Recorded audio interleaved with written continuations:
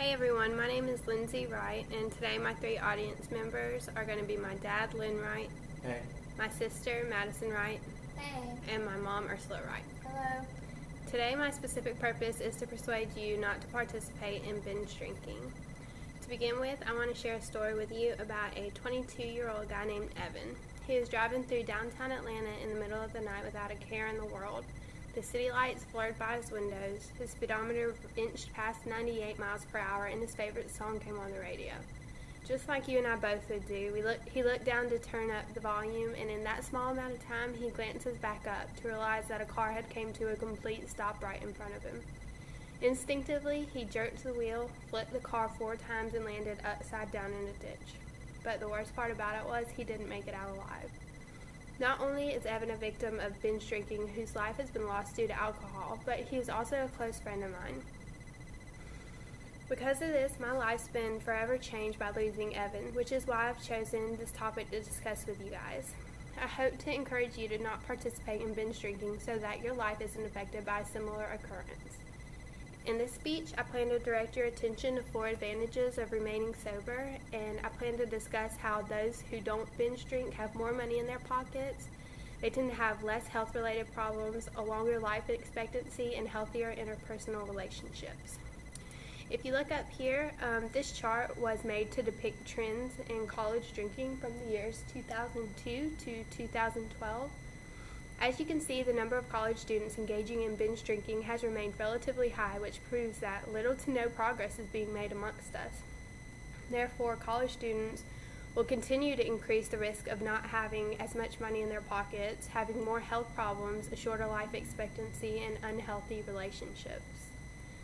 But in discussing how binge drinking and money are related, I want to first look at the amount of money spent nationwide on alcohol, and then look at the way that more money can be earned and saved by not binge drinking. Many people tend to assume that the only money associated with drinking is the money spent on alcohol, but this is definitely not true. According to Louis Egan, each year college students spend about $5.5 billion on alcohol, mostly beer. This is more than they spend on books, soda, coffee, juice, and milk combined.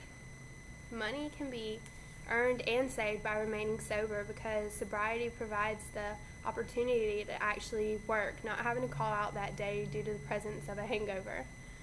Also, the amount of money saved on doctor's visits for accidents and health-related problems as a result of alcohol remains low by not drinking. These 2 reasons are proof that if a person chooses to quit binge drinking, the money spent on alcohol-related products and services drastically decreases.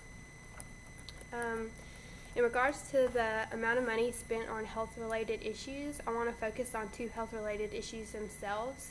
Studies have shown that the brain and the heart suffer from damaging effects due to alcohol consumption over a long period of time. There's one disorder that affects the brain. It's called Wernicke-Korsakoff syndrome, which is a disorder that paralyzes the nerves in the eyes, and it also makes muscle control extremely difficult. And then there's also a disorder that affects the heart, and that's called cardiomyopathy, which is a result of drinking too much alcohol over a long period of time. This disorder causes the heart muscles to weaken and makes blood flow extremely difficult. If you look up here, the first image is a photo of the brain of a 43-year-old alcoholic, and then compared to a normal 43-year-old who has remained sober their whole life. As you can see, the alcoholic brain is shrunken so much due to brain cell loss compared to the normal brain. And then the photo below it shows a normal heart compared to an enlarged cardiomyopathy heart. And as you can see, it's more common for many binge drinkers to suffer from long-term health-related issues than do non-drinkers. Health-related issues as well as accidents are 2 factors that can cause a shorter life expectancy. The number of diseases, heart attacks, and strokes as a result of the overconsumption of alcohol increases the risk of dying premature. According to the Journal of Studies on Alcohol and Drugs, about 1,825 college students between the ages of 18 and 24 die per year from alcohol-related unintentional injuries, including motor vehicle crashes. A lot of people, like myself, tend to believe that they're invincible. It's easy to think that something like the scenario Evan was in could never happen to you. It's not a typical thought to imagine dying at an early age, but it happens all around us every day. That's why I encourage you to reduce your risk of preterm death by not engaging in binge drinking habits. On the other hand, I kind of want to just focus on the advantages of not drinking in regards to interpersonal relationships. If you would consider the situation, have you ever had a fight with maybe a family member or a significant other after a long night of drinking because you either A, forgot to do something, B, you did something you weren't supposed to, or C, you didn't even care to monitor your actions due to intoxication?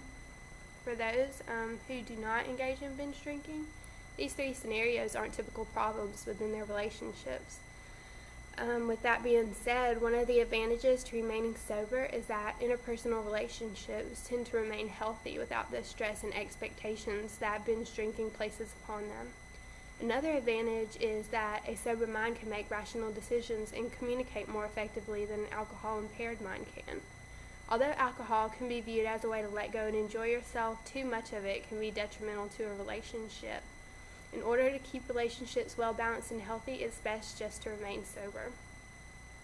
Fortunately, these are the only 4 reasons I could provide in order to convince you not to participate in binge drinking given the time allotted. I hope you choose to consider what I've mentioned throughout my speech. After all, who wouldn't want to live a longer life with more money, little to no health problems, and healthier relationships? I don't think there's anybody that actually considers that and would want to. So thank you guys for listening to me. I appreciate your time.